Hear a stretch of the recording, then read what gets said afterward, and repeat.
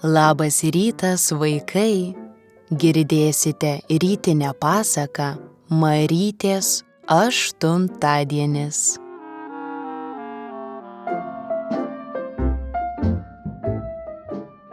O buvo kartą tokia mergytė vardu Marytė, kuri už viską labiausiai pasaulyje nemėgo pirmadienių.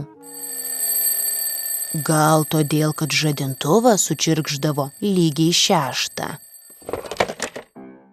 Tik pamanykit, kas gali keltis tokią ankstybę. Nebent kokie kareiviai miške ar bobutės kaime, bet tik jau nemaža graži mergytė, šviesiais plaukučiais ir traiškanotomis akytėmis. Tai ji ir nesikeldavo, gulėdavo lovoje, kol į kambarį ateidavo mama ir įjungdavo baisiai ryškią šviesą. Bet Marytė ir tada nesikeldavo. Gulėdavo, kol į kambarį ateidavo tėtis ir įjungdavo baisiai garsią muziką. Pavyzdžiui, tokią.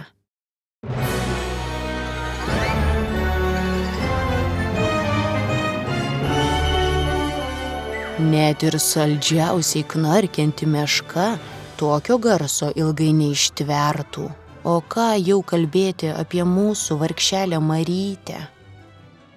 Tai jie atsargiai iš po paklodės iškišdavo dešinę koją, atsidusdavo ir liepdavo kairiajai sekti iš paskos. Senelis sako, kad šuo ir kariamas pripranta, bet Marytė niekaip nepriprato prie pirmadienių. Kai košė stringa gerklėje, kai kojinės rangosi kaip gyvačiokai ir niekaip nenori patogiai priglusti prie kojų.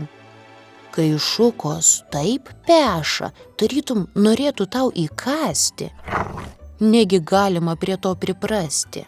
Kai visi taip skuba, nes negalima pavėluoti į mokyklą, į darbą, į kamštį. Jeigu pavėluosime į kamštį, sako tėtis, tai jau visur pavėluosim. Todėl kamštį reikia aplenkti ir išeiti iš namų dar anksčiau.